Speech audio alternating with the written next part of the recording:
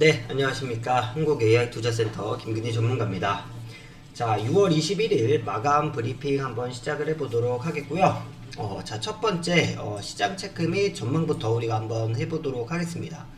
자, 먼저 미국 시장부터 우리가 한번 확인을 해보면 보시는 것처럼 미국 시장 같은 경우에는 다우 지수가 거의 1.5% 정도 그죠? 밀렸었고, 나스닥 같은 경우에도 마이너스 0.92% 정도 밀리면서 장 마감을 하는 모습을 보여줬습니다.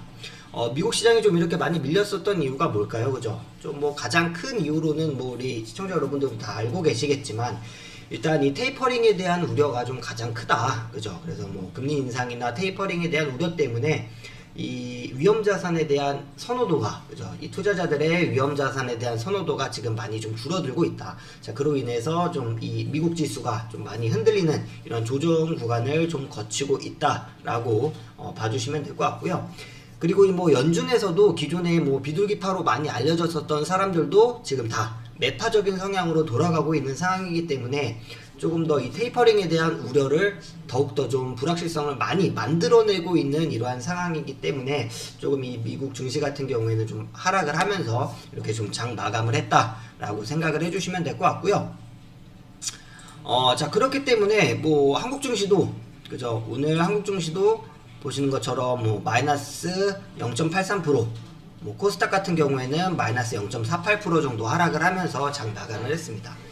한국 증시 같은 경우에는 미국 증시의 영향을 굉장히 많이 받는 이런 국가 중에 하나이기 때문에 미국 증시가 좀 하락을 하면은 같이 커플링 현상으로 좀 한국 증시도 좀 많이 흔들리는 이러한 모습을 보여줬었는데, 오늘 같은 경우에는 수급적인 부분도 개인만 좀 많이 매수세에 있었고, 외국인이랑 기관 같은 경우에는 계속 다 팔자에서 장 움직임을 보여주는 상황이 있었기 때문에 굉장히 수급적인 부분도 개인의 어떤 이런 매수세만으로 지수 하락을 좀 방어하기는 조금 어려웠다. 외국인이랑 기관이 좀 많이 파는 시장을 많이 보여줬었기 때문에 한국 증시도 요 미국 증시랑 같이 좀 이렇게 동반 하락하는 모습을 보여줬다라고 생각을 해주시면 될 것 같고요.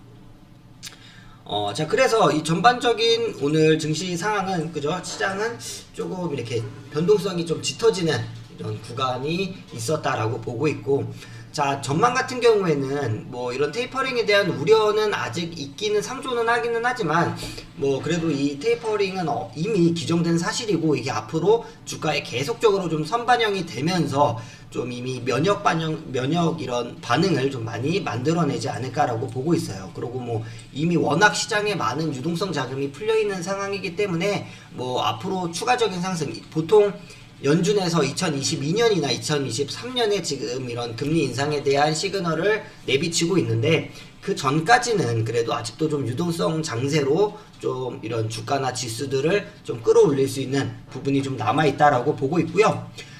다우지수 같은 경우에도 보시면 이렇게 우리가 짧게 가까이서 봤을 때는 굉장히 많이 하락을 했어요. 그죠? 거의 10거래일 연속 지금 이렇게 하락을 해주는 모습을 보여줬었는데, 우리가 조금 더 장기적인 관점에서 본다면 아직도 좀 추세적으로 아직 우상향이 있다. 아직도 좀 지속적인 우상향의 패턴으로 움직여주고 있는 상황이기 때문에 우리가 크게 이렇게 걱정할 아직 단계는 아니다. 이 저점 추세선이 깨지지 않는 이상은 우리가 좀 추가적인 상승 여력을 조금 더 가져갈 수가 있다라고 생각을 해주시면 될 것 같고요.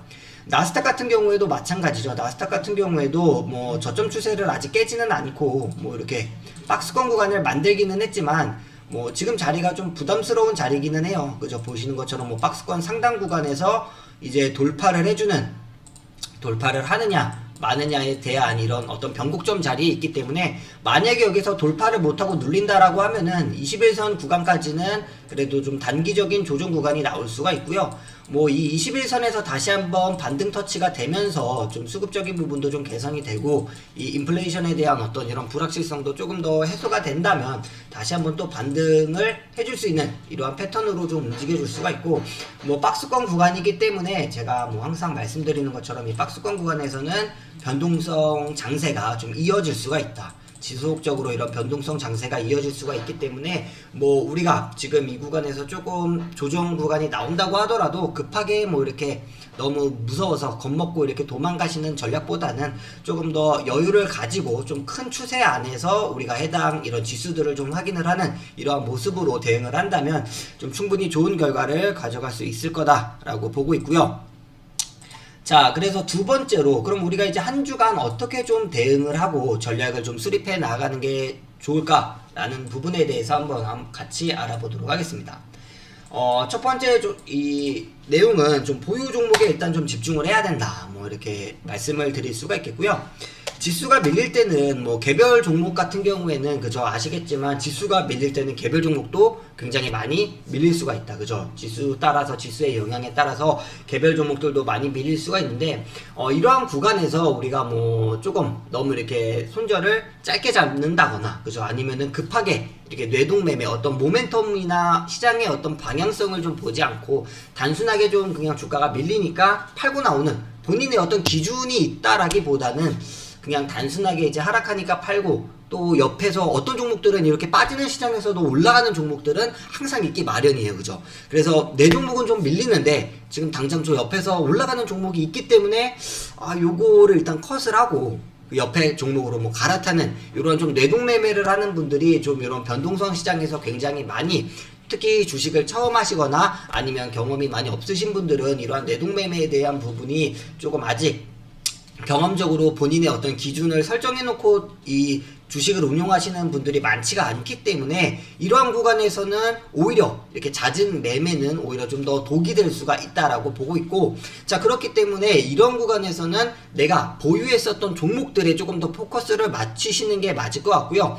이런 종목들 내가 지금 보유한 종목들의 모멘텀 충분히 조금 실적적인 부분이 더 개선이 되는지 아니면 추가적인 상승 여력을 가져갈 수 있는 어떤 모멘텀들이 아직 남아있는지 뭐 이슈적인 부분에 있어서는 뭐 재료가 특별하게 소멸이 되지 않았는지 이러한 부분들을 모두 다 좀 고려를 하면서 차근차근 이렇게 좀 대응을 하시는 게 맞을 것 같다라고 보고 있고, 그렇게 하다 보면 종목에 대해서 자신감이 생기는 이런 종목들이 나와요. 그럼 그런 종목들은 내가 추가 매수를 통해서 좀 평단가를 좀 낮춰놓는 이러한 전략도 또 가져갈 수가 있는 상황이기 때문에 무작정 뭐 오늘 같은 경우도 뭐 보시면 상한가 간 종목들이 있긴 있거든요. 그죠? 이렇게 좀 시장에 밀리는 상황에서도 상한가 쪽 간 종목들이 있기 때문에 이런 종목들을 무리하게 내가 지금 마이너스 났었던 내 보유 계좌를 컷을 해서 이런 종목을 따라타기보다는 일단 내 보유 종목에 좀 포커스를 두시면서 이 구간에서 내가 어떻게 대응을 해 나가야 되는지 이러한 부분들에 조금 포커스를 주고 초점을 잡으시고 운용을 하시는 게 훨씬 더 좀 좋은 전략이다라고 보고 있고요. 또 만약에 내가 이런 구간이 싫다, 좀 이렇게 좀 변동성이 심한 구간이 좀 싫다, 나는 좀 더 현금 확보에 포커스를 두고 싶다라고 하시는 분들은 지금 여기 말씀드린 것처럼 일단 방망이를 좀 짧게 잡고 운용을 하시는 게 훨씬 더 좋다. 개인적으로는 개인 투자자분들이나 어떤 이런 좀 본인의 매매 기준이 있으신 분들은 두 번째가 더 맞다고 생각을 해요. 조금 방망이를 좀 짧게 잡으시고 운용을 하시는 게 조금 더 맞다라고 보고 있고, 이 보유 종목에 집중을 하시는 거는 보통 이제 중장기 투자하시는 분들이 이런 포커스의 관점에서 좀 운용을 하시는 게 좋다라고 보고 있고, 내가 좀 기다리는 게 싫다 아니면 내 성향이 원래 좀 단기 종목에 대한 성향이다라고 하시는 분들은 좀 방망이를 짧게 잡고 수익이 나셨으면 빠르게 좀 수익 실현을 해서 현금 확보를 하시는 쪽이 훨씬 더 좋다. 왜냐하면 주가가 변동성이 있는 시장이기 때문에 만약에 시장이 밀린다라고 했을 때는 그죠, 내가 차라리 현금을 확보해 놓은 다음에 나중에 시장이 좀 반등을 하는 구간에서 차라리 종목들을 편입을 하시는 게 조금 더 유리하지, 굳이 뭐 이거를 내가 뭐 더 큰 수익을 먹고자 지금 이렇게 변동성이 심한 상황에서 조금 더 무리하게 이렇게 종목을 끌고 가신다라고 하시면은 더 좀 큰 하락을 면치 못하는 이러한 이런 시장 흐름에 있다라고 좀 보고 있고요. 왜냐면 보통 이렇게 방망이를 짧게 잡고 단기 종목을 운용하시는 분들의 어떤 종목들을 아마 보면 그죠, 밑에서 이렇게 기고 있는 종목들이 아니에요. 그죠? 보통 막 이렇게 주가가 쫙 밀려서 이렇게 기고 있는 이러한 종목들, 가격적인 메리트가 있는 종목들이 아니고 이렇게 단기 종목을 주로 운용하시는 분들은 보면 이미 한번 시세가 나와가지고 이 신고가를 한번 찍어주고 그 다음에 어느 정도 눌림목 구간에 있다가 다시 한번 반등을 틀어준다거나 그죠? 아니면 이 전고점 구간에서 이렇게 박스권 매매를 하고 있다가 이제 돌파해주는 이러한 패턴에 있는 종목들을 보통 우리 단기 종목 하시는 분들이 많은 어떤 이런 타점으로 가져가기 때문에 이러한 구간에서 만약에 밀린다라고 했을 때는 그죠? 내가 조금 더 욕심을 부리고 밀린다라고 했을 때는 추가적인 하락의 상승 여력이 좀 더 크다라고 보고 있고요. 뭐 중장기로 가져가시는 분들이야 뭐 종목 보면 대부분 아까 말씀드렸던 것처럼 어떤 주가의 흐름보다 수급적인 측면보다 가격적인 부분을 더 많이 보시거든요. 그래서 뭐 이 종목은 가격이 워낙 지금 싼 가격이다. 원래 이 정도에 있었던 게 적정 주가인데 지금 뭐 주가의 가격이 너무나도 바닥이기 때문에 이건 뭐 지금 잡아두면은 언젠가는 충분히 오르는 이러한 패턴으로 가져갈 수 있다라고 하시는 게 보통 이런 중장기 매매를 하시는 분들의 어떤 종목 타점이기 때문에 이런 분들은 크게 걱정이 없어요. 그죠? 이 어차피 이 바닥 구간에서 주로 매수하시는 타이밍이 나오기 때문에 여기서 이렇게 밀린다고 하더라도 티가 안 나요. 그죠? 그래서 이런 구간에서 차근차근 뭐 추매를 비중을 확보하시면서 이렇게 끌고 가시는 방향을 가져가시면 되는데 문제는 말씀드렸던 요 단기 패턴을 좋아하시는 분들 대부분 이런 주식시장의 한 80% 이상 그죠? 80% 이상이 대부분 뭐 단기 매매를 대부분 선호하시는 상황이기 때문에 이렇게 80% 이상 단기 매매를 선호하시는 분들은 방망이를 좀 짧게 잡고 운용을 하셔라. 그죠? 만약에 이런 부분이 조금 어렵다. 내가 어떤 감정에 휘둘려서 좀 추가적인 상승이 더 나올 것 같은데 라고 해서 수익 실현을 못 하시는 분들이 있다라고 하신다면은 우리 알파 프로그램을 이용하셔서 익절 가격을 딱 정해놓고 이 익절 가격을 도달하면 수익 실현이 자동으로 될 수 있게끔 그죠?